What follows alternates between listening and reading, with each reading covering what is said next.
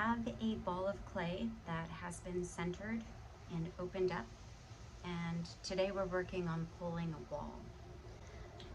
So we start off with, this is kind of the motion I do when I pull a wall. So I'm bringing the clay from the bottom up between my fingers, and I'm reinforcing them with my right hand and a sponge just on hand to make sure that everything is kept moist. We want to make sure that there's water on the walls before we pull. There does not need to be water at the bottom of the pot. Try to draw that out.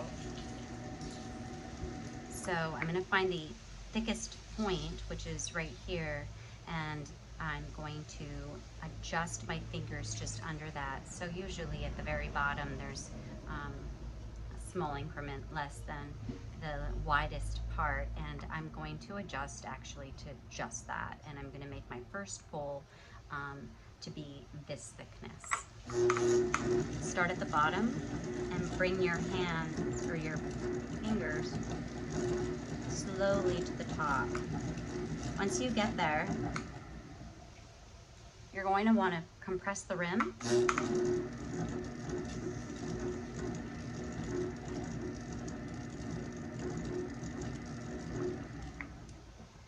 So I'm going to share something with you. When you're pulling your piece, you want to keep these lines that show up along the outer edge and inner edge parallel and tight together. You don't want them to be spaced out and on an angle. So I'm going to work on my second pull. I'm going to bring it from the bottom, pinch in a little bit more than what the width is. All of this is even now. And bring it to the top.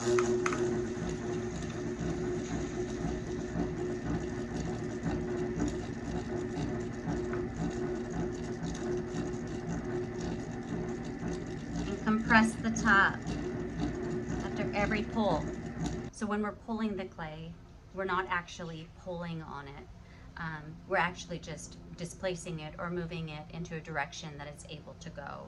It's unable to go down, and it is unable to go to either side, inside or out, so it can only move up. That's what actually pulling is.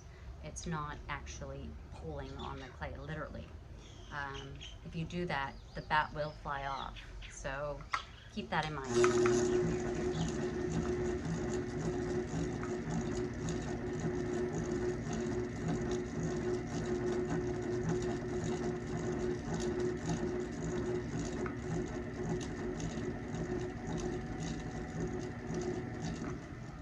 We're getting to a height now that for me to actually put my hand in there and to do the same motion as I have done the first couple pulls here, it's not going to be possible. So I'm going to use the side of my hand as the guide from the inside, and I'm using my sponge and fingers lifting the clay at this point to get more height.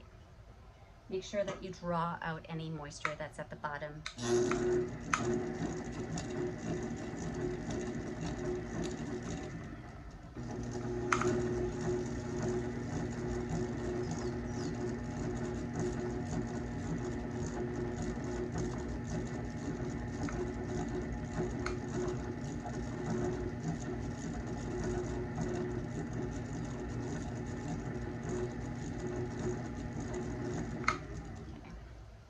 Now, these marble cups I make are actually a really good example.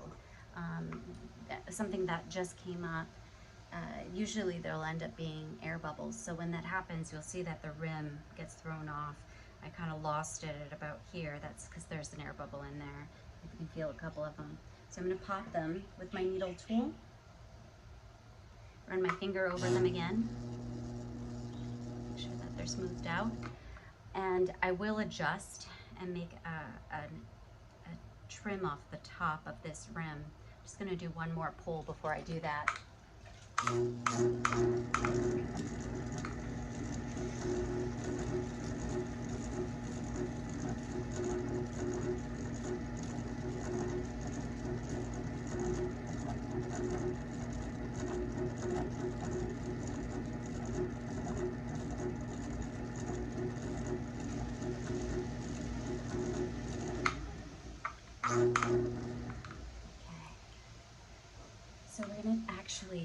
trim off a piece of the rim.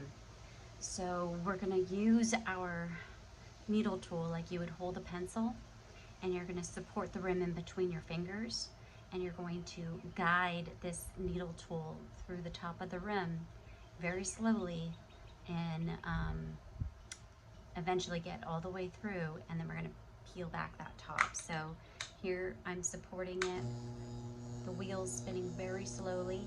I find the lowest spot, which I just saw it, right here.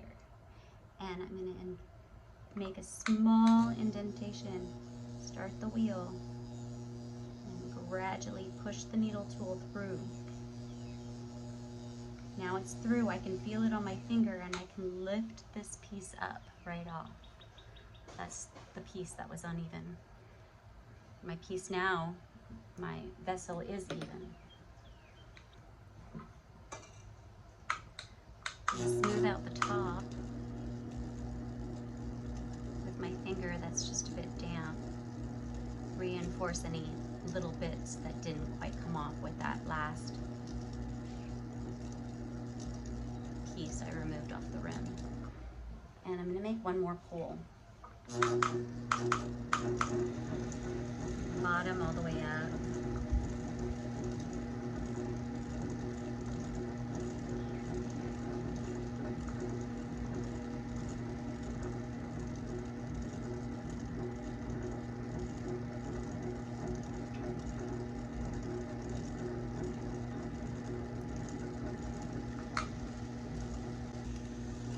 I'm gonna do it a couple times.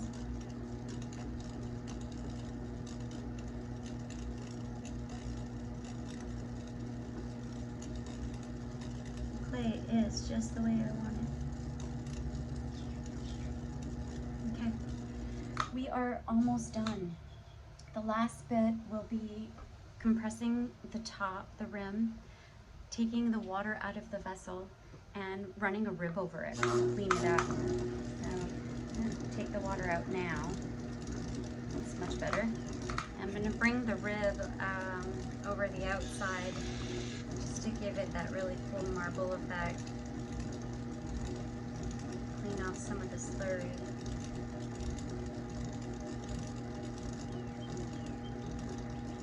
I need to do that one more time. There's so much.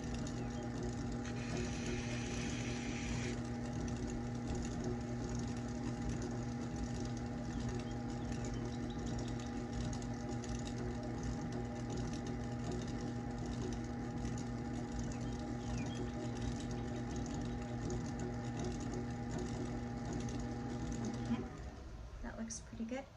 And I'm going to remove a bit more off the rim. I can see it's not level. So I'm going to do a little adjustment. I'm going to try not to make too much of a mess with it. So I'm going to dry my hands off. And really be careful.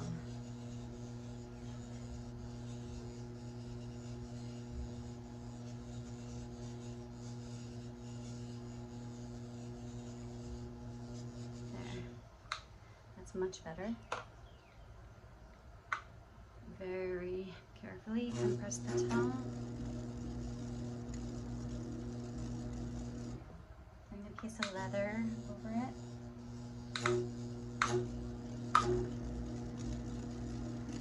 This will smooth out any of the edges.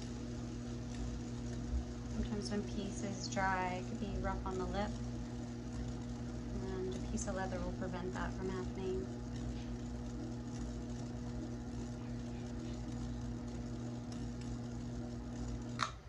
Looks really good. This is actually fully fired and glazed. So this is the final outcome.